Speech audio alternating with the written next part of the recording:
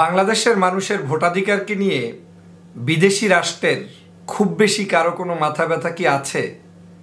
আজ বাংলাদেশের রাজনৈতিক সচেতন প্রত্যেকটি নাগরিকের এই প্রশ্নটা নতুন করে তৈরি হয়েছে। আমি আপনাদেরকে একটু ব্যাকগ্রাউন্ড থেকে নিয়ে আসতে চাই। আপনারা জানেন যে 2014 সালের যে নির্বাচন অনুষ্ঠিত হয়েছিল, সেই 14 নির্বাচনে যখন আমেরিকান থেকে প্রতিনিধি আসলেন তারানকো, আপনাদের নিশ্চয়ই নামটি মনে আছে, যখন সেই সময় যারা রাজনৈতিক সচেতন ছিলেন তিনি আওয়ামী লীগের সাথে একটি বৈঠক করে সিদ্ধান্ত দিতে চেয়েছেন এরকম যে বিএনপি নির্বাচনে আসবে, আলোচনা হোক, একটু সময় বাড়িয়ে দিলে হয়তো নির্বাচনে আসতে পারবে। তারানকো যখন উপস্থিত ছিলেন তখন আওয়ামী লীগ এই সময় পজিটিভ কিছু ভাইব তুলেছিল যে হ্যাঁ, আমরা পরামর্শ গ্রহণ করতে পারি, আমরা চেষ্টা করতে পারি, আমাদের মধ্যে নির্বাচনের সময় বৃদ্ধি কিংবা যে কোনো সংলাপ আলোচনা হয়ে সমাধান হতে পারে। তারানকো যেদিন ফ্লাই করলেন সেই দিনই মুহূর্তের মধ্যে ঘোষণা আসলো যে বিএনপি নির্বাচনে আসুক না আসুক আমাদের কিছু করণীয় নেই, নির্বাচন যথাসময়ে অনুষ্ঠিত হবে। এমনকি সেই সময়ে একটু সময় বৃদ্ধি করে যদি বিএনপিকে ডাকার পরিস্থিতি থাকতো, পরিবেশটা যদি আরেকটু সংলাপ করে আন্তরিকতার সাথে সেই সময় সরকার করত, তখন 14 সালের নির্বাচনে কিন্তু বিএনপির আসার একটা স্কোপ তৈরি হয়ে গিয়েছিল। কিন্তু সেই সময় কিন্তু নির্বাচনে বিএনপিকে দূরে রাখার জন্য তথা বিএনপি না আসে এবং বিএনপি কোনোভাবেই নির্বাচনে অংশগ্রহণ করার সুযোগ না পায়, সেই কারণে সরকার তখন নির্বাচন হুটহাট করে ফেলেছে। এবং সেটার পরিণতি দেশবাসী দেখেছেন যে 154টি আসনে বিনা প্রতিদ্বন্দ্বিতা ইলেকশন, আর বাকি আসনগুলোতে তো কোনো মানুষই যায়নি, কুকুর বিড়াল ছাগল ভোট দিয়েছে। সেই জায়গায় তারা নির্বাচন করে জয়যুক্ত হয়ে 5টা বছর সংসদে থেকেছে।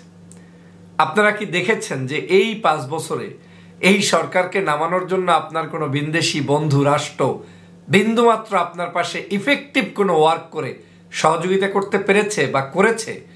বা আইওয়াস হিসেবে পাবলিকলি বলে থাকলেও সেটার সমাধান কি সেটা থেকে কোনো বেনিফিট বাংলার জনগণ পেয়েছে? আমি মনে করি বিন্দুমাত্র পায়নি। তাহলে ওই মিটিংটার গুরুত্ব কি? আমার কাছে সন্দেহের নজরে যদি আমি বলি, এটা হচ্ছে পরাশক্তিগুলোর কিছু কৌশল। আপনাকে সরাসরি তো আর বলতে পারে না যে আপনাকে ক্ষমতায় আনবো না, আনা যাচ্ছে না। একদিকে আলোচনা, একদিকে পর্যালোচনা। এটা জাস্ট পাবলিকলি যাতে করে তাদের কিছুটা সম্মান রক্ষা হয়, সেজন্য তারা এগুলা করে। কিন্তু আদতে তাদের ভিতরগত কিছু এজেন্ডা রয়েছে, যেই এজেন্ডা বাস্তবায়নের স্বার্থে তারা কখনোই কঠোর হয়ে এদেশে গণতন্ত্র প্রতিষ্ঠার পাশে আসেনি, দাঁড়ায়নি। একই অবস্থা 2018 সালের নির্বাচন দেখেন। নির্বাচন নিয়ে অনেক সংলাপ হয়েছে, অনেক গল্প হয়েছে, এবং এই সংলাপগুলোর মধ্য দিয়ে প্রেসিডেন্টের সাথে পর্যন্ত বৈঠক হয়েছে সমগ্র রাজনৈতিক দলের। কি হয়েছে? যে বিএনপি নির্বাচন করতে পারে সেই পরিবেশ তৈরি করে দিন, অন্ততপক্ষে আমাদের যে প্রার্থী যারা নির্বাচন করছে তাদের ব্যাপারে নির্বাচনকালীন কোনো মামলা হামলা ঝইঝামেলা না হয়, নিরপেক্ষ একটা নির্বাচনের ব্যবস্থা করে দেন। নির্বাচনের প্রেসিডেন্ট ভবন থেকে বলা হলো তালিকা দেন। শেখ হাসিনা বললেন যে আমার কাছে তালিকা দেয়া হোক, কাদের বিরুদ্ধে মামলা আমি তাদের ব্যাপারে পুলিশকে ইনফর্ম করে দিব, যাতে কোনো ধরনের কাউকে বিরক্ত না করে। কাজে কি হয়েছে? হিতে বিপরীত। তারা উল্টো তালিকা নিয়ে যাদের বিরুদ্ধে মামলা হামলা তাদেরকে আরো দৌড়ের উপরে রাখলো, এবং নির্বাচনটা একদিন আগেই, সেই 2018 সালের নির্বাচন রাতের অন্ধকারে সম্পন্ন হয়ে গিয়েছে। 24-এ এসে আপনারা দেখলেন সারা বাংলাদেশের মানুষ উত্তাল, সমগ্র মানুষ একটি পরিবর্তনের অপেক্ষায় বসেছিল। এবং আমি মনে করি জনগণের কোনো দোষ এখানে নেই। রাজনৈতিক নেতাকর্মীরা তারা সমগ্র বাংলাদেশের জনগণকে যেভাবে চেয়েছে সেভাবে জনগণ তাদের সেই সকল আন্দোলনে পার্টিসিপেট করেছে। কিন্তু দেখেন, সেই 10ই ডিসেম্বরকে কেন্দ্র করে সেই সময়ও এত বড় একটি সমাবেশকে কোথায় নিয়ে ফেলেছে, এবং বাংলাদেশের সেই মানুষের মুভমেন্টকে সম্পূর্ণ ভণ্ডুল করে দেওয়ার জন্য সরকার তার মদতে সেটাকে ধ্বংস করেছে, বন্ধ করেছে, নেতাকর্মীকে গ্রেপ্তার করেছে, বিএনপির কার্যালয় তালাবদ্ধ করেছে।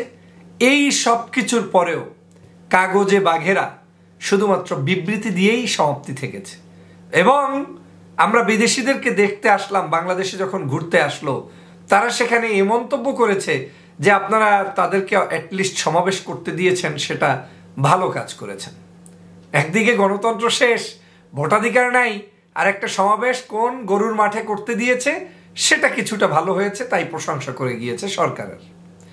দেখেন, আমরা দেখলাম এই পিটার হাসের দৌড়ঝাঁপ, সারা বাংলাদেশের এই নির্বাচন ব্যবস্থাকে নিয়ে আমেরিকার ভিসা নীতি, পলিসি, হাক ডাক, বড় বড় গল্প, এবং এগুলোতে আমরাও প্রভাবিত হয়েছি। আমরাও বলছি না যে আমরা প্রভাবিত হইনি, আমরা সকল মিডিয়ার কারণে বাংলাদেশের সমগ্র মানুষের মতো, অনেক সাধারণ মানুষের মতো অনেক রাজনীতিবিদরা পর্যন্ত প্রতারিত হয়েছে।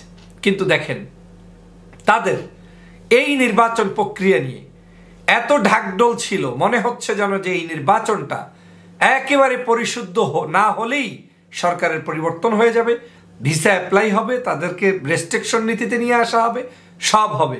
কিন্তু আজ অবধি পর্যন্ত যেই লাউ সেই কদু। তাহলে আমি কি বলতে পারি না যে আমাদেরকে নির্বাচন থেকে দূরে রাখার জন্যই এই যে 25,000 মানুষকে গ্রেপ্তার করেছে, 28 অক্টোবর সমাবেশকে কেন্দ্র করে সেখানে মানে সরকার যা ইচ্ছা তাই করেছে, লাঠি পিটা, গুলিবর্ষণ, হত্যা, কি করে নাই তারা?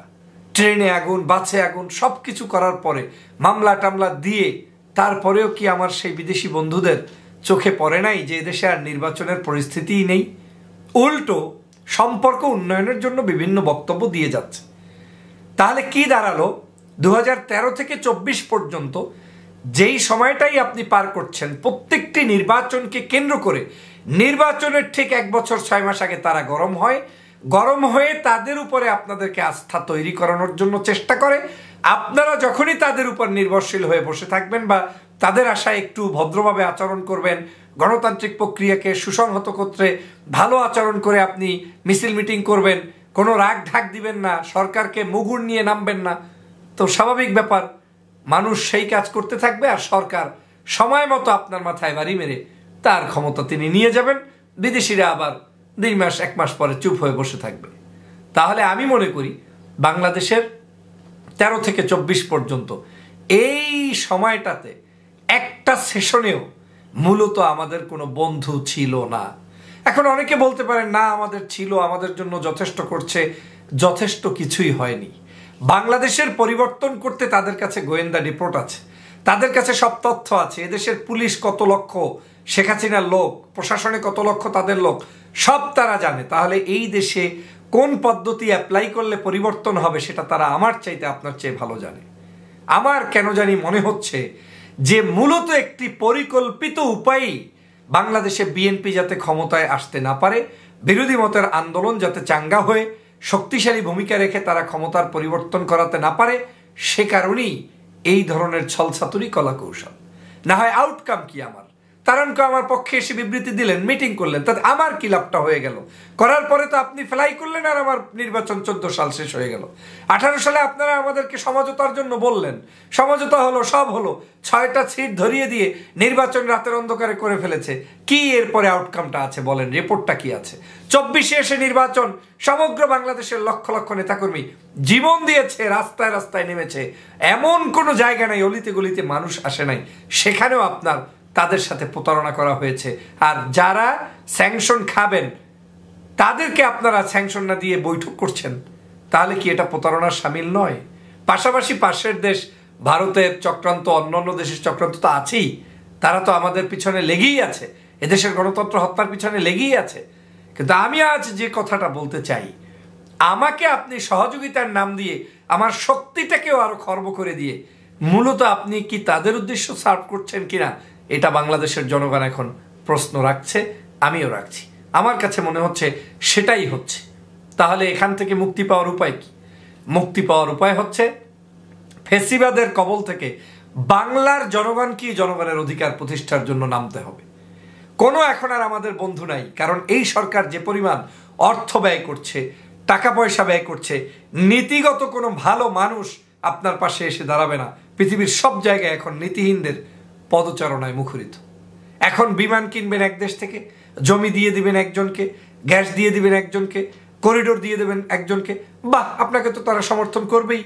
বিএনপির কি শক্তি আছে এই জিনিসগুলো আপনি দিবেন তো না।